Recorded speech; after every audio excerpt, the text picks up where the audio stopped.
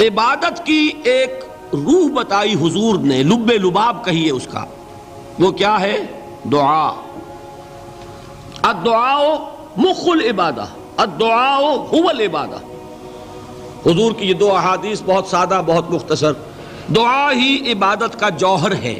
مخ کہتے ہیں ہڈی کے اندر جو گودا ہوتا ہے وہ مخ ہے۔ گودا جو ہے عبادت کا وہ کیا ہے؟ دعا۔ توحید فی الدعا کیا ہے؟ صرف اللہ کو پکارا جائے گا۔ اور شرک فی الدعا، جس کو بھی پکاریں گے آپ مدد کے لیے اس کو آپ نے معبود بنایا ہے، کسے باشد۔ یہ مسئلہ سمجھ لیجئے، لا تدعو مع اللہ احدا، اللہ کے ساتھ کسی کو مت پکارو۔ حضور نے فرمایا کہ جوتی کا تسمہ بھی مانگنا ہو تو اللہ سے مانگو۔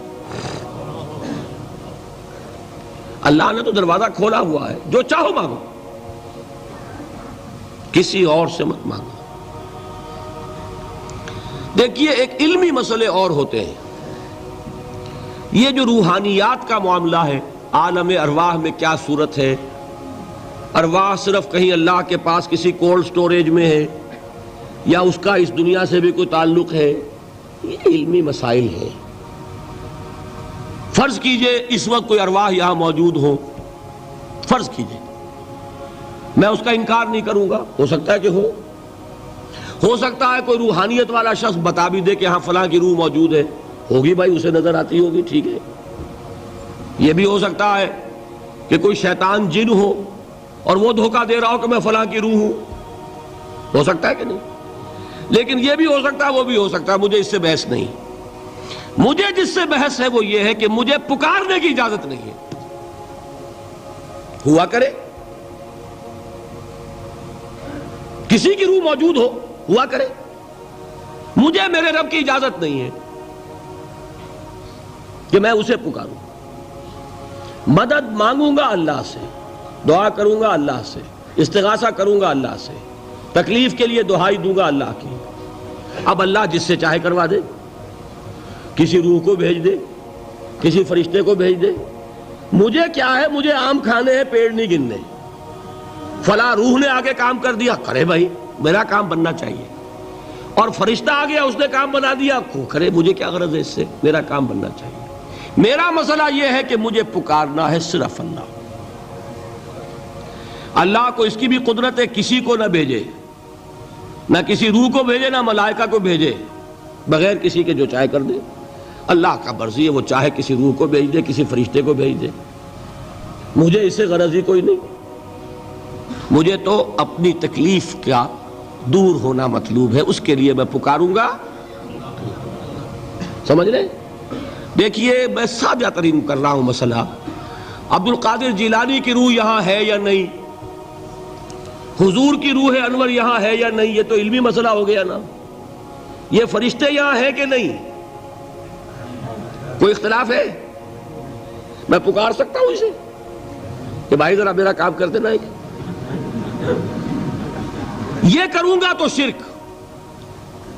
موجود ہیں کرامن کاتبین ہے کہ نہیں؟ موجود ہونا نہ ہونا یہ مسئلہ علمی۔ جو اصل میں شرک سے متعلق مسئلہ ہے وہ یہ ہے کہ پکارنے کی اجازت نہیں۔ دیکھیے حضور کی ایک حدیث ہے، اور یہ ایک ہمارے لیے خوشخبری ہے۔ آج 8واں دن ہے، آپ اپنی نیند کی قربانی دے رہے ہیں، آ رہے ہیں، سن رہے ہیں۔ یہ حدیث بھی سن لیجئے، بشارت والی حدیث ہے۔ مجتمع قوم فی بیت من بیوت اللہ، نہیں جمع ہوتے کچھ لوگ اللہ کے گھروں میں سے کسی گھر میں۔ اس کا مصداق اول تو مسجد ہوگی، لیکن تقریباً تمام محدثین نے مانا ہے کہ صرف مسجد تک محدود نہیں ہے، سب گھر اللہ کے ہیں۔ یہ جگہ کس کی ہے؟ تو عام ہے یہ چیز، لیکن مسجد کا ہوگا تو وہ مصداق اول ہو جائے گا۔ مجتمع قوم فی بیت من بیوت اللہ یتلون کتاب اللہ ویتدارسونہ بینہم، کام کیا کر رہے ہوں کہ اللہ کی کتاب پڑھ رہے ہوں، وہ سمجھ رہے ہوں، سمجھا رہے ہوں، تو کیا ہوتا ہے؟ الا نزلت علیہم السکینہ، ان پر اللہ کی طرف سے سکینت کا نزول ہوتا ہے۔ وغشیتہم الرحمہ، رحمت خداوندی انہیں ڈھانپ لیتی ہے۔ وحفتہم الملائکہ، فرشتے ان کے گرد گھیرا ڈال لیتے۔ وذکرہم اللہ فی من عندہ، اور اللہ ذکر کرتا ہے ان کا ملائکہ مقربین کی محفل میں۔ دیکھو تم کہتے تھے یہ انسان بڑا گھٹیا ہے، میرے وہ بندے اس وقت میرے گھر میں جمع ہے صرف میرے کلام کو سمجھنے کے لیے۔ اللہ فخر کرتا ہے اس میں، ذکر کرتا ہے اللہ۔